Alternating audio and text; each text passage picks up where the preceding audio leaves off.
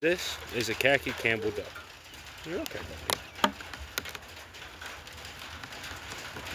And today I'll be doing a list of reasons on why I think Khaki Campbells are great duck breeds to have along with your backyard flock. Number 1 is egg production.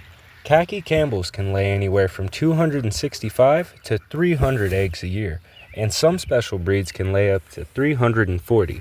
Now my Khaki Campbell is a male, so obviously he didn't lay any eggs, but the female ducks are often regarded as some of the best egg layers in all of poultry. Also worth noting, even though these ducks lay so many eggs a year, they are not known to be good mothers. They hardly ever really go broody, which means they don't sit on the eggs long enough to hatch them. If you were wanting to hatch some of these ducklings on your own, you would need to buy an incubator. Number 2, these ducks are also known to lay right through the winter without needing any artificial light. Number 3, these ducks are extremely skittish. I know that's not necessarily a good reason to get them, but I did figure it was worth mentioning. I've had this duck going on 6 months now. His name is Binks. I hang out with him every day. We do some flight training. I try to feed him snacks, and he's still the only duck out of my whole flock that won't eat right out of my hand. I still have to throw him the food every time. Number 4, they can fly. As I said before, I do some flight training with Binks. You'll see some later on in the video. And yes, these ducks will learn how to fly. Eventually, he'll probably take off and see some big river up the road from me and decide to live there rather than my little home. But for now, he's been running around hanging out with my little black Swedish running ducks.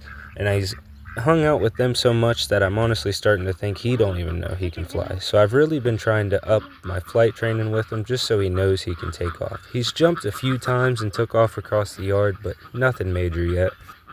Number 5. The Khaki Campbell is not a naturally occurring duck. This duck was actually a product of selective breeding done by a British breeder named Adele Campbell.